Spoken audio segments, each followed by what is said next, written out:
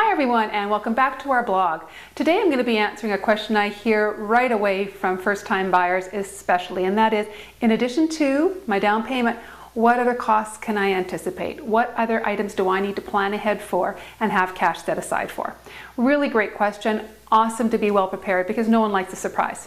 So one of the first expenses you're going to run into is the cost of an inspection if you're buying a single family home, or the cost to have the condominium documents reviewed professionally if you're buying a condo.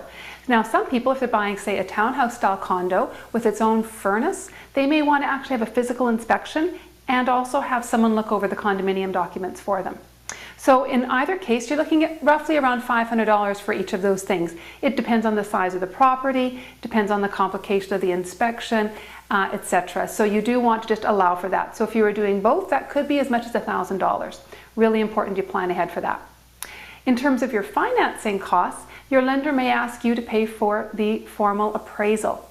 Every time there's a mortgage, the bank wants to know from an independent, professionally certified third party that the house that they are lending money on is worth what you're paying. So they will hire someone to do that, and in many cases they'll ask you to pay for that. That's often a few $100s as well. So again, you want to plan for that and be thinking ahead.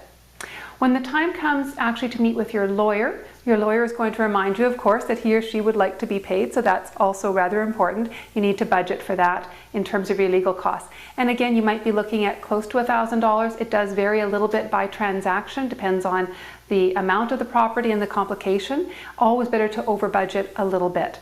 Much more fun to have a little bit of cash left over than to find out that you're a little bit short perhaps.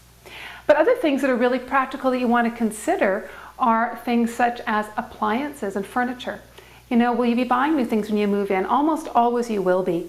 There's usually at least some minor repairs. Maybe you just want to paint. You want to leave yourself some funds for that. What about things like outdoor furniture, lawn care items? Again, you want to make sure that you've left some dollars in there. It'd be kind of funny to move into a house with a great big gorgeous yard and you can't afford the lawnmower. So you do want to think about that.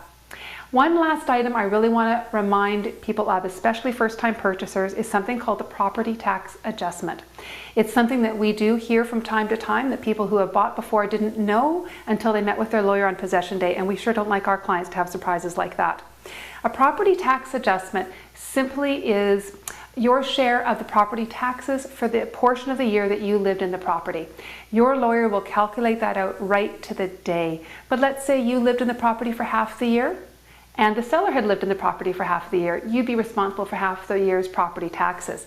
Again, property taxes might be around $2,400, $3,000. It does depend on the property, so that could be another $1,200, $1,500 or more depending on the proportion of the year that you're living in the home. So it does add up. You definitely want to be prepared for these expenses so that you're not all excited and then find yourself in a bind. You want to have a good plan of action beforehand. That's something that both your lender and your realtor can help you with, and if you have any questions about that, we'd sure be happy to answer them for you. You can just email us at learn@weselledmonton.com and we'll definitely get back to you. And also, if you have any ideas for future blog posts that you would like us to address, we'd sure like to hear what those are as well. We hope that hopefully this has been some good information for you today, help you start creating a good budget so that you can look forward to being a well-prepared home purchaser. So go enjoy the rest of your day, and we'll talk to you next time.